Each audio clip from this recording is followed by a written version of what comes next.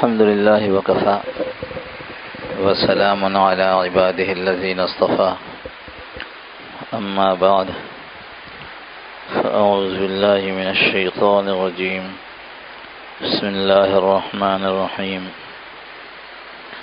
محمد رسول الله والذين آمنوا معه وشداء على الكفار رحماء بينهم تراهم ركعا سجدا يبتغون فضلا من الله ورضوانا سيماهم في وجوههم من أثر السجود صدق الله مولانا العظيم وصدق رسوله النبي الكريم ونحن على ذلك لمن الشاهدين والشاكرين والحمد لله رب العالمين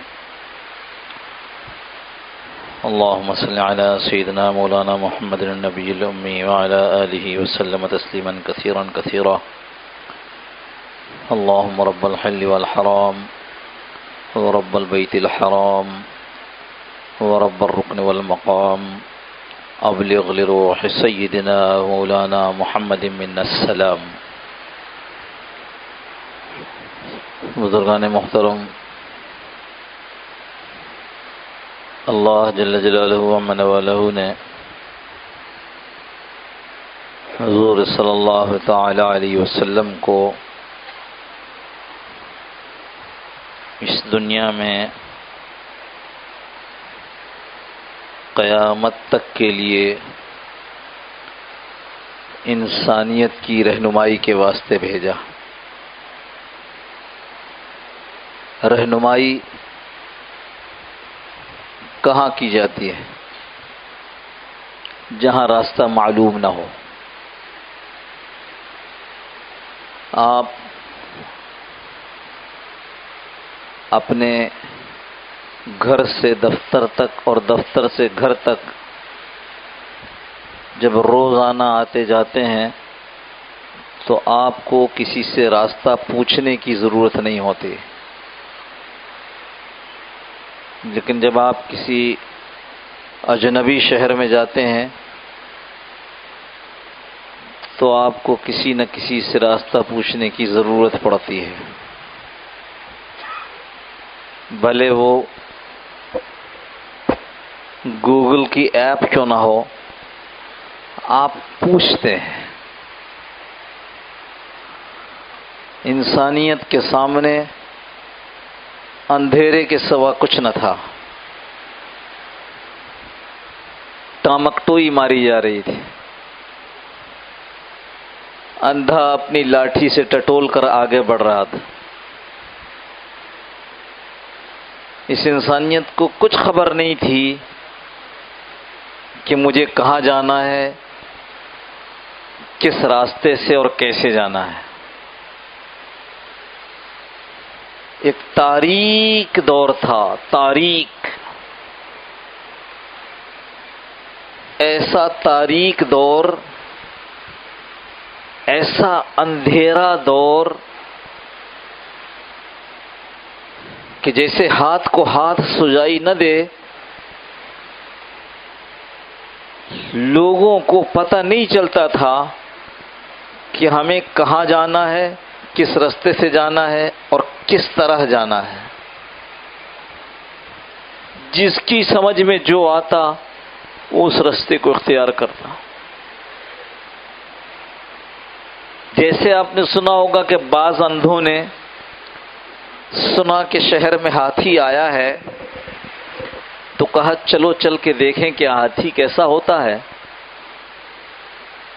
اور اس ہاتھی کو جا کر ٹٹول کر دیکھنے لگے کہ ہاتھی کیسا ہوتا ہے. اور جب دیکھ کر آئے تو اپنی اپنی رائے کا اظہار کیا. کسی نے کہا بالکل ستون کی طرح گول ہے، کسی نے کہا دیوار کی طرح سیدھا ہے، کسی نے کچھ.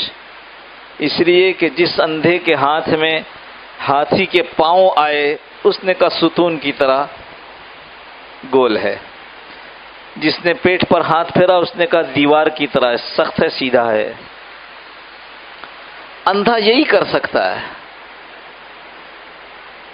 اس اندھی انسانیت نے جب دیکھا کہ آگ جلاتی ہے، آگ کو پوجنا شروع کر دیا کہ یہ بڑی خطرناک چیز ہے، جلا کر راکھ کر دیتی ہے۔ اس نے دیکھا یہ ستارے اوپر چمک رہے ہیں، کیسے چمک رہے ہیں، ہاں، اور کیسے ہماری اندھیرے میں رہنمائی کرتے ہیں، جب ہم سفر کرتے ہیں تو ہمیں راستہ پتہ چلتا ہے، تو ستاروں کو پوجنا شروع کر دیا۔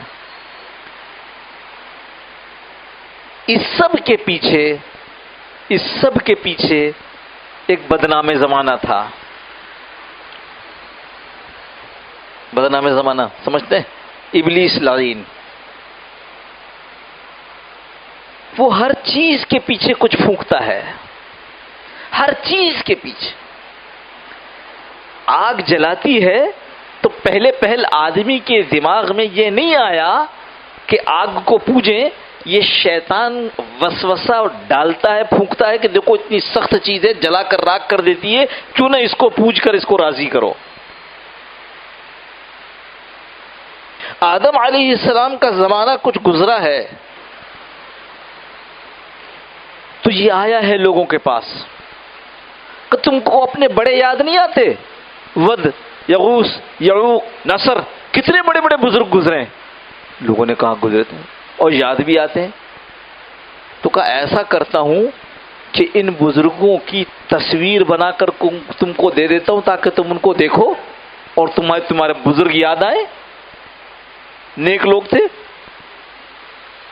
لہذا کسی جگہ چھپا کر،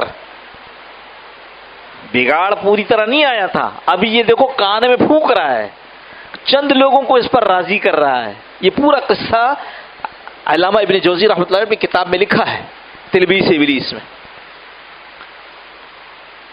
لوگ جانے لگے چھپ چھپ کر ان کو دیکھتے، ان کو ہوتے کیا ہوا؟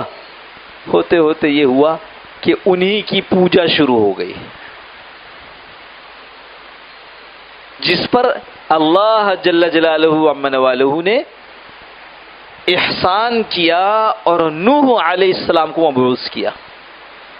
لا الہ الا اللہ، ارے یہ جتنے لوگوں کو، جتنی تصویروں کو، جتنے بتوں کو پوج رہے ہو، یہ نہیں ہے، لا الہ، کوئی الہ نہیں ہے الا اللہ، اللہ کے سوا۔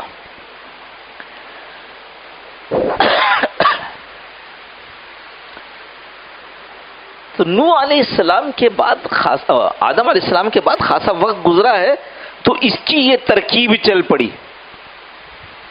کیوں چل پڑی؟ اس لیے کہ اس نے بالکل پہلے دن اللہ سے اجازت لے لی تھی، آپ اس آدم کی وجہ سے مجھے راندہ درگاہ کر رہے ہیں، مجھے اپنی مجلس سے، دربار سے نکال رہے ہیں، میں نے اسی کو تو سجدہ نہیں کیا۔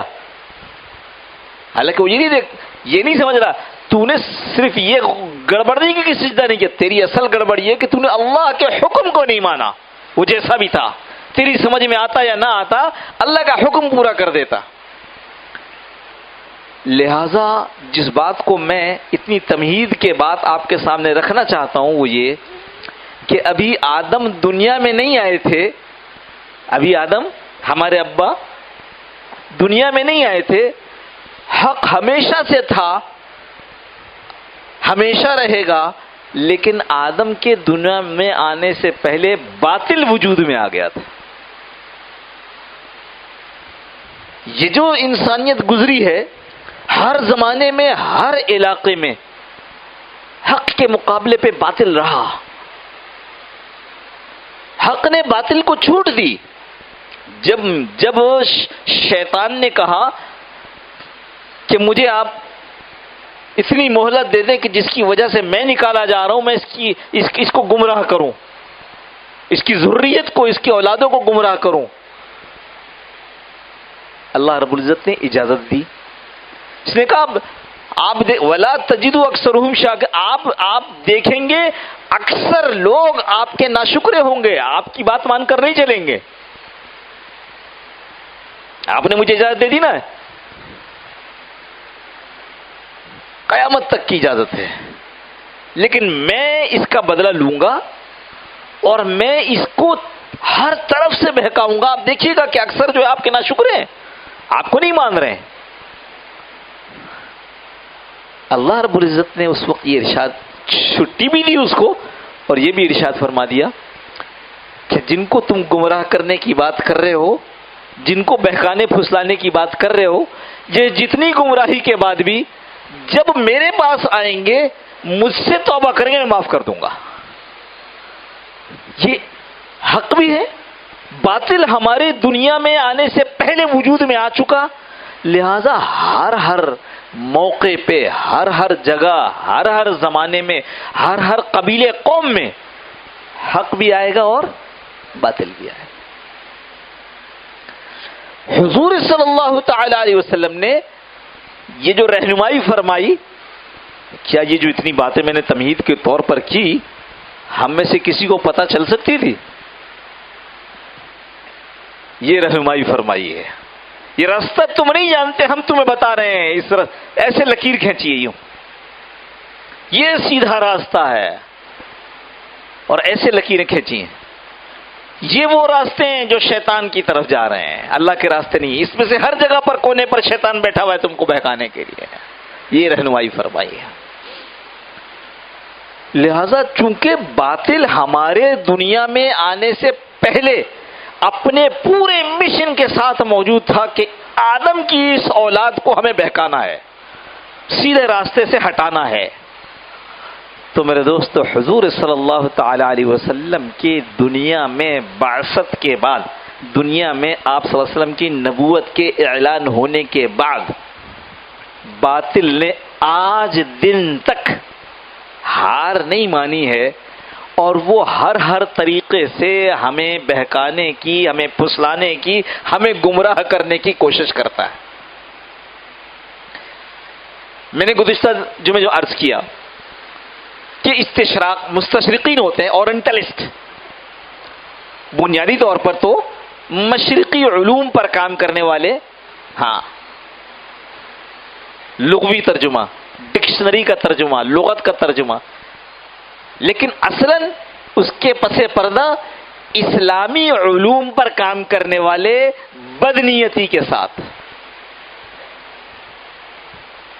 کیا کیا میں پھر کہوں، اس کو یاد رکھیے گا کہ آگ کا پجاری شیطان کے پھونکنے سے بنا، بت کا پجاری بت کو پوجنے والا شیطان کے پھونکنے سے بنا. ورنہ اللہ کے نبی صلی اللہ علیہ وسلم نے ارشاد فرمایا ہے کہ ہر بچہ جو پیدا ہوتا ہے وہ فطرت پر اور حق پر پیدا ہوتا ہے. یہ اس کے ماں باپ ہوتے ہیں جو اس کو یہودی یا مجوسی بنا دیتے ہیں. حدیث کا مفہوم عرض کیا میں نے آپ سے. تو ان مستشرقین کو جو پٹی شیطان نے پڑھائی، جو بہانہ، جو طریقہ کار شیطان نے فراہم کیا، وہ یہ کہ جس محمد صلی اللہ تعالی علیہ وسلم کو یہ لوگ رہنما بنا کر پیش کر رہے ہیں، اس محمد کی شخصیت کو مشکوک کر دو. وہ جو میں نے 2-3 کل باتیں پچھلے جمعے کو آپ سے عرض کی تھی، آپ صلی اللہ علیہ وسلم کی زندگی کے متعلق ایسی باتیں بناؤ، موجود ہو یا نہ ہو، ایسی چیزیں نکالو، ہو یا نہ ہو، بقول ہمارے شیخ کے، نہ ہو، نہ نکال سکو تو ڈال دو، کہ جس سے آپ صلی اللہ تعالی وسلم کی شخصیت مشکوک ہو جائے. تو پھر کیا ہوگا؟ لوگ ان کو رہنمائی کے قابل نہیں سمجھیں گے، جیسا کہ اس وقت مغرب سمجھ رہا ہے. انہی مستشرقین کی تحریریں پڑھ کر یہ جو خاکے بنائے، یہ ایسے نہیں بنائے، یہ انہی مستشرقین کی کتابیں پڑھ کر جو ذہن میں تصور بنا اس کا خاکہ بنا دیا، اس پر لکیریں کھینچ دی. باطل اپنے مشن کو نہیں بھولا، ہم بھول رہے ہیں کہ دیکھو باطل سے ہوشیار رہنا ہے. اسی طرح بعضوں نے کیا کیا؟ بعضوں نے یہ کیا کہ محمد صلی اللہ تعالی علیہ وسلم کو جو لوگ اس کے باوجود بھی مانتے ہیں، میں اور آپ، وہ کیوں مانتے ہیں؟ اس لیے کہ وہ بجائے مستشرقین کے، بجائے ان کی کتابوں کے وہ پڑھتے ہیں احادیث اور قرآن. تو یہ قرآن اور حدیث اگر ہم ان سے کہیں کہ یہ غلط ہے تو یہ نہیں مانتے. ایسا کرو کہ جن کے ذریعے قرآن حدیث ان تک پہنچا ہے ان کو کہو کہ یہ خراب لوگ تھے، یہ بددیانت تھے، یہ خائن تھے، یہ محمد صلی اللہ علیہ وسلم کی تعلیم پر چلنے والے نہیں تھے. تو وہ لوگ جو مستشرقین کی کتابیں نہیں پڑھتے اور حضور صلی اللہ علیہ وسلم کی ذات عالی کو مضبوط سمجھتے ہیں، رہنما سمجھتے ہیں، ان کے اور ہمارے درمیان جو واسطہ ہے اس واسطے کو مشکوک بنا دو. سب ہوشیار ہیں آپ لوگ، مجھ سے بہت زیادہ سمجھدار ہیں. اس واسطے کو مشکوک بنانے، یہ میں پھر کہوں، یہ باطل اپنے مشن کو نہیں بھولا، ہم بھول گئے. ہم اس واسطے کو مشکوک سمجھ رہے ہیں. جبکہ یہ یاد رکھیے، جو آدمی کسی کا پیغام لے کر مجھ تک آیا ہے، اگر مجھے یہ پتا ہے کہ یہ آدمی دیانتدار نہیں ہے تو میں دوبارہ فون کر کے پوچھوں گا فلاں آدمی آیا ہے، وہ آپ کے متعلق یہ کہہ رہا ہے، صحیح ہے کہ نہیں ہے؟ کیوں؟ واسطہ بیچ مشکوک ہے.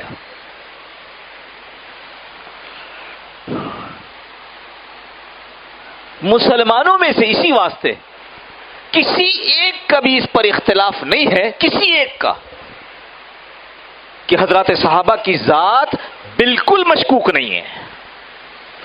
وہ حضور صلی اللہ تعالی علیہ وسلم کے کہے پر، کیے پر اور حکم پر اور آپ کی فرمائش پر اور آپ کی خواہش پر اس طرح قربانی دینے والے تھے جیسے ہم اپنی چھوٹی چھوٹی چیزوں کی خواہش کے لیے اپنی زندگی قربان کر رہے ہوتے ہیں. کوئی ایک مسلمانوں میں سے اس کا منکر نہیں ہے. اور کیسے ہو سکتا ہے؟ دیکھو، یہ جو احادیث آئی ہیں، جو نقل کی گئی ہیں امت تک، ہم تک، آپ تک پہنچی ہیں، حضرات علماء کرام نے، آج کے نہیں، وہ پچھلے زمانے کے، انہوں نے ان حدیث کی راویوں کو چھانا ہے. کون سی حدیث صحیح ہے، کون سی کمزور لگ رہی ہے، تو وہ سب راویوں کو، حدیث تو غلط نہیں ہوتی، حدیث اگر نبی کی بات ہے، حدیث ہے تو کمزور نہیں ہے. دیکھا ہی جاتا ہے کہ اس کی روایت کرنے والے لوگ کیسے ہیں.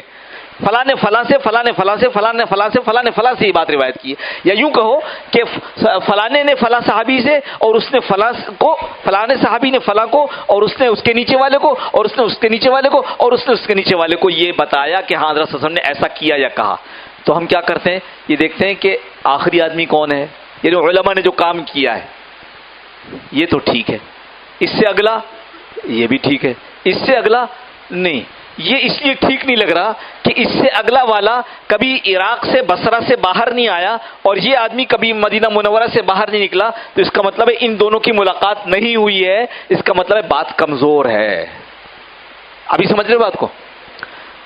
تو جب ہمارے بڑوں نے، اس زمانے کے بڑوں نے ان روایات کی چھان بین کی، راویوں کی چھان بین کی، ایک بھی ایسا نہیں ہے جس نے اس کی چھان، اس کی چھان، اس کی چھان، اس کی شناخت، اس کی تفتیش، یہاں تک کہ صحابہ پر پہنچا کہ جو بس بس بس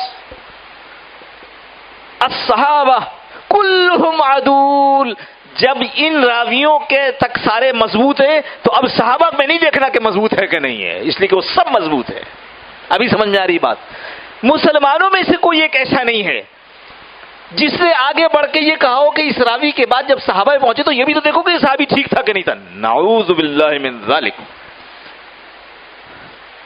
کیوں؟ اس لیے کہ صحابہ اگر مشکوک ہیں تو حضور صلی اللہ علیہ وسلم نے تو صحابہ کو لکھوایا تھا، کتابت کی تھی وحی کی، تو وہی مشکوک بنا رہے ہو. رسول صلی اللہ علیہ وسلم کی شخصیت مبارکہ کسی نے بتائی؟ صحابہ کو مشکوک بنا رہے ہو. باطل کا یہ کام ہے. ہمارا کام کیا ہے؟ ابھی ہماری بات پوری نہیں ہوئی، لیکن چونکہ وقت ہو رہا ہے اس لیے میں صرف ایک اشارہ کر کے بقیہ بات آئندہ جمعے کریں گے. ہمارا کام یہ ہے کہ اگر غلطی سے کچھ ہو گیا، اگر غلطی سے کچھ ہو گیا، کچھ ایسی بات، کچھ ایسا اشارہ، کچھ ایسی گڑبڑ ہم سے سرزد ہو گئی، ہمارا کام کیا ہے؟ فوراً کہیں اللہ استغفر اللہ ربی من کل ذنب واتوب الیہ. اللہ کے نبی نے فرمایا جو آدمی صحابہ پر تنقید کرے گا، صحابہ کو برا بھلا کہے گا، وہ میری وجہ سے کہے گا. آپ جب آج جس وقت ممبر پر خطبہ ہوگا، ہاں اللہ اللہ، ارے خبردار ڈرو اللہ سے. لا تتخذوا من بعدی قرارا فی اللہ اللہ فی اصحابی، میرے صحابہ کے معاملے میں اللہ سے ڈرو. لا تتخذوا من بعدی قرارا فمن احبهم فبحبی احبهم، میرے صحابہ کے بارے میں اللہ سے ڈرو. اس لیے کہ جو آدمی صحابہ کے ساتھ بغض رکھتا ہے ان کو برا بھلا کہتا ہے، میری وجہ سے بغض رکھتا ہے، یعنی اصل میں اس کو مجھ سے بغض ہے، ہمت نہیں ہے میرے خلاف کہنے کی تو ان کے خلاف کہتا ہے. فمن احبهم فبحبی احبهم، اور جو ان سے محبت رکھتا ہے وہ اصل میں میری وجہ سے رکھتا ہے، کیونکہ مجھ سے محبت کرتا ہے تو میرے صحابہ سے بھی محبت کرتا ہے. تو اگر خدا نہ خواستہ غلطی سے کسی کے منہ سے کچھ نکل جائے تو پہلا کام کیا ہے؟ کہتے اللہ معاف فرما دیں. اب بھائی مسلمانوں، جس کی دل آزاری ہوئی وہ تم بھی معاف کر دو. بہت انتظار کیا، بہت انتظار کیا، اب تک کچھ بھی نہیں ہے. اب یہ شک شبہ دل میں اٹھنے لگا ہے کہ کیا جن آقاؤں کی کو خوش کرنے کے لیے کچھ کہا گیا ہے ان آقاؤں سے اجازت تو نہیں لے رہے ہو کہ بھائی ناراض نہ ہونا، میں معافی مانگنے جا رہا ہوں. یہ کہ آپ بالکل چپ بیٹھے کہ نہیں میری کوئی غلط حرکت نہیں، میں نے جو کچھ کہا ہے وہ صحیح کہا ہے. اللہ ہم سب کو اپنی پناہ میں رکھے. یہ موضوع صحابہ کا انشاءاللہ ہم آگے چلائیں گے. صحابہ کا موضوع یہ تو میں نے اشارہ صرف اس لیے کیا کہ بھائی اپنی طرف دیکھو. اس طرح کی کوئی بات کان میں بھی نہ پڑنے پائے، کان میں پڑ جائے تو بھی آدمی کہ اللہ میں اس کے سننے سے بری ہوں، میں اس لفظ سے بیزار ہوں، تاکہ اللہ پاک ہم کو ان لوگوں میں نہ لکھے جو صحابہ کے دشمن ہیں. وآخر دعوانا الحمدللہ رب العالمین. پہلے اذان ہوگی، اس کے بعد پھر سنت ادا فرمائیے گا.